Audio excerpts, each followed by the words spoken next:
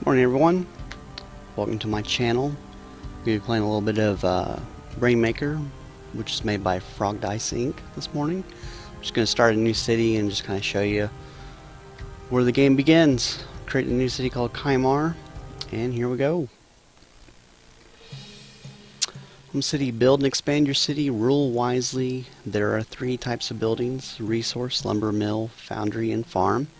Research, academy and armory, and production, town hall, granary, and blacksmith. We're going to open up the academy lot. We're going to choose to purchase. This is to go to the Conquest. Tutorial sets it up very well. From the Conquest map, you defend each tower of elements. Click on a tower to view its scout report. Regions are color-coded based on difficulty from green to red. Defend the 4 regular towers in a region to unlock its boss tower. Scout report information, shape and configuration of the rune board, hints about special runes or challenges, stats on previous victories, defeats, or surrenders. The next battle button will take you immediately into battle to defend the next tower. You will not receive a scout report in advance.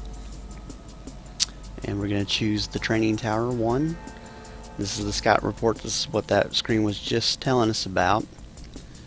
And we're going to click battle. Defend the tower by making matches of at least 3 elemental runes. Click and drag the rune to any adjacent rune that is vertically or horizontally next to it. Special runes can be created by making large matches. Click on them to gather them. Triads, that's the symbol here, are the currency created under King Rand's rule to unite the 3 continents. Match 4 runes in a row. If you match 5 runes in a row, you get to heal your tower of some damage. These are gems, that's for 5 or more. Bombs is 6 or more. And this explosive will clear the board with 7 or more runes matched. We'll get into that in just a minute. Okay, so there's your enemy, the Tutor, and the row that he's on is the row you want to attack from. So like if I make this match here, it won't attack him, it's not the right row. So you have to be strategic in which rows you're going to cast from and at what time you're going to do so.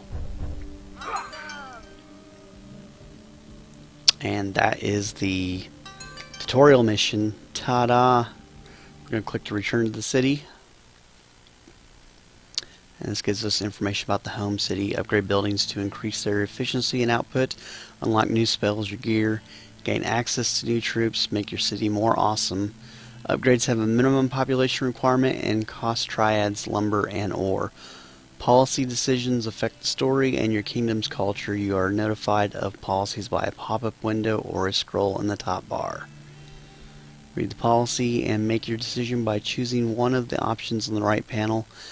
Clicking Set Policy finalizes it and recounts the result of your decision. You may ignore the policy and address it later. Your attention is required. Your kingdom needs your wisdom and guidance. Your people are asking you to decide on matters that have occurred while you were gone. Okay, the tutor taught. While beating the tutor did not truly serve as a challenge, you learned a lot in sheer tactics. The next step is a little bit harder. You must decide what to do with your enemy after the battle. How would you like to proceed? Execute him and display his head in the middle of town. You set him free. Wounded and defeated, nature or his own culture will decide what happens to him. Though this is probably how he keeps coming back every time Frogdice comes out with something new. The people are the ones who have suffered, and more than once too. Let them decide what should happen to him via trial by jury. You order his body preserved with magic and you hang it up from the nearest tower. Let this be a sign and lesson to all the future invaders. And I'm going to just set him free. And set the policy. You set him free, wounded and defeated, trusting nature or his own culture to decide what happened to him. Scouts in the area reported the discovery of torn garments along with the copious amount of what looked like goblin blood. The days of the tutor's torments are surely at the end. Oh, you clicked the little head. No, didn't get it in time. I lost my pretty hat. Aw, she lost her pretty hat. Alright, let's just start opening our lots. Purchase. Okay. Oh, I don't have enough triads. Let's not open our lots yet. Let's get more triads, shall we? You get triads from the battles. Conquest, drag and drop spells, gear, and troops into the appropriate quick slots to use them or deploy them in battle. You can use the assigned number keys and letter keys to quickly use the gear or spells. Gear must be researched in the armory and created at the blacksmith before it can be used. Spells must be researched in the academy before they can be used. Troops must be hired in town before they can be deployed. Alright, we are going to go to number 2, the Old Tower Scout Report. Use spells and gear against the invading forces. You know, standard scout stuff. And this just explains quests, which, you know, I'll go into detail on that when a quest pops up. Click on a gem rune. So after I did a match 5 and a gem appeared, I would then click on that rune to complete the test, and that timer is the amount of time I have to complete that quest.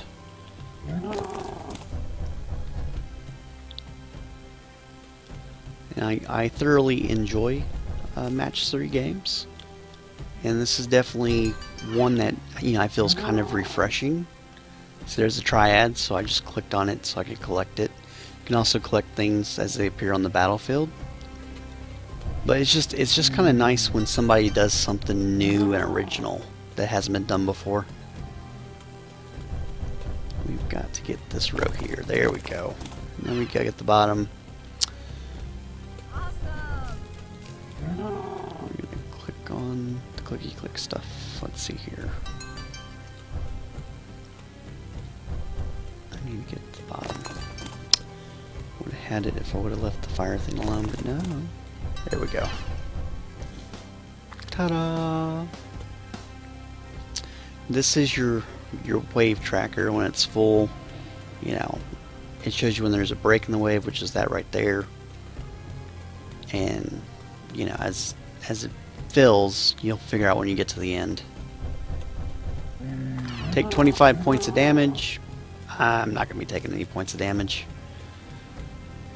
Understand it's a quest, but it's a quest I'm not going to complete. At least not this time. Uh-oh. Game lagged for a second.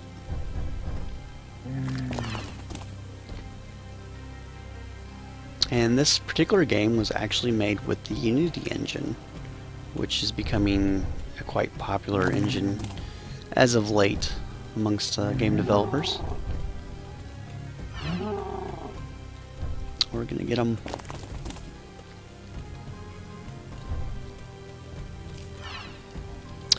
I've figured out that I'm not so great at clicking on the loot that's on the side here. I don't know why that is, but you gotta fail at something. That's the thing to fail at, right? Okay, after each battle, I'm always going to pick to return to the city because it's going to give me a policy to set up after each battle. Navigation. The navigation bar may be used to access to your bestiarity, review the history of your city, view your achievements, return to the main menu. Peasants. As your population grows, more peasants will move in. Their behavior will be affected by this culture of your city. If you see a thought bubble, click on it, spy on your peasants, and see what they are thinking about. And my attention is required. Family matters. Two of the most prominent families in your city are currently embroiled in a massive argument over land boundaries. Both families have lived near each other for years, and they've always bickered somewhat. Now, however, with a total of 14 boys needing to improve themselves, the conflict has spiraled out of control and begun affecting other citizens. How do you plan to solve this issue? You hold a mediation session between the two families, with you presiding, and then enforce your decision with the help of warriors and elementalists. You banish both families from the town for causing so much trouble. They can come back when they've learned their lesson. You put all 14 boys to work in the tower with the promise that one of them will be the next master of the tower. That should keep them out of trouble. You meet with the heads of the two families and tell each parent that any son who starts trouble will be sent away to work in the salt mines for 20 years. It's up to the parents to control that. You know what? I'm going to be ruthless there. we're going to send them to the salt mines. He met with the heads of the two families who were feuding and told each parent that any son who started trouble would be sent away to work in the salt mines for 20 years. It's up to the parents to control their children. The threat worked wonders. The families began to cooperate immediately and eventually became good neighbors. Woohoo! Green leaf. Polka power! Alright, let's go to the next battle. Conquest Hours, this just lets you know how well you did. You defeated on that mission. The blue one means you won a victory. White one is your tower had 75% or more health. Gold means your tower had 95% or more health. And then the boss symbol with the skull there means that's the boss tower. So right now we are doing wonderfully well. Let's pick on tower number 3. And we'll click battle. Additional talent full and powdered runes. Elemental bolts generated by these runes do 50% more damage. That means it's a full completed rune.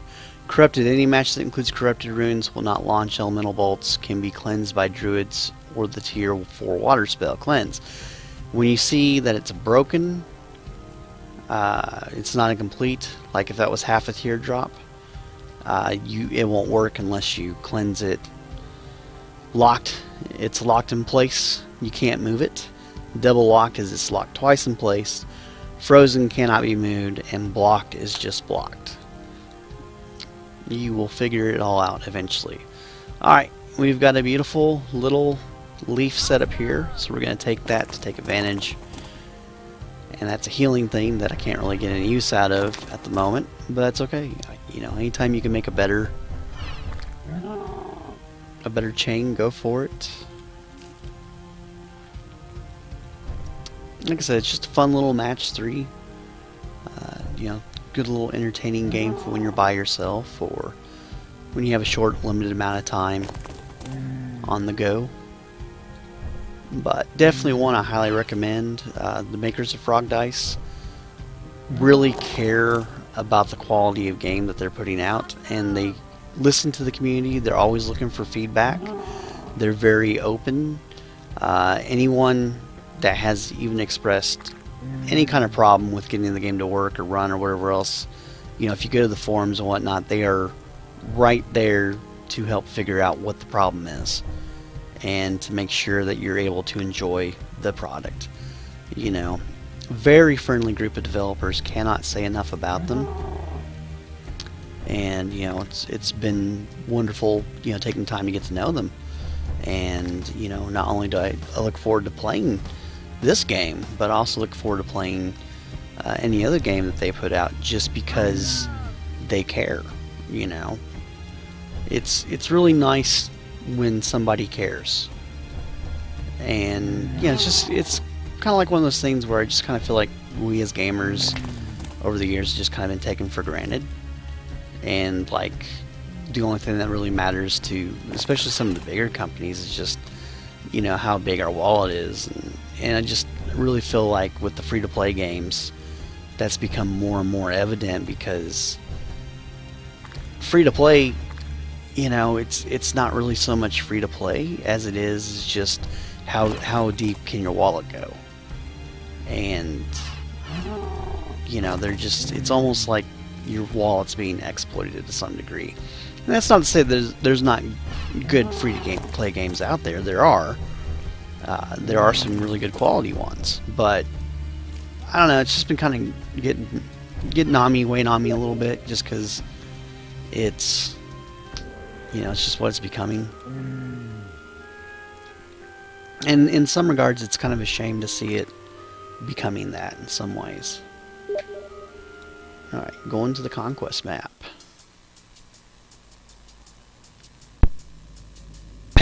Oh wait, nope. Let me go to town. I want to go to the town first. Yes. A new play about a group of Lukoi teens has been spreading across the countryside. The traveling play has asked permission to perform in Kaimar. Do you allow them to enter the city? Sure, they can come into the city and spend money, but they're not performing their brain-numbing drivel in your town. Sure, you welcome them and announce their performance several weeks in advance. It's good to keep your teens engaged. You forbid them to enter the city and place the warriors on watch. That kind of mindless entertainment causes nothing but trouble. You allow them to perform, but you also allow the druids to give a 3-hour lecture on the preservation of nature before the play begins. No, we're going to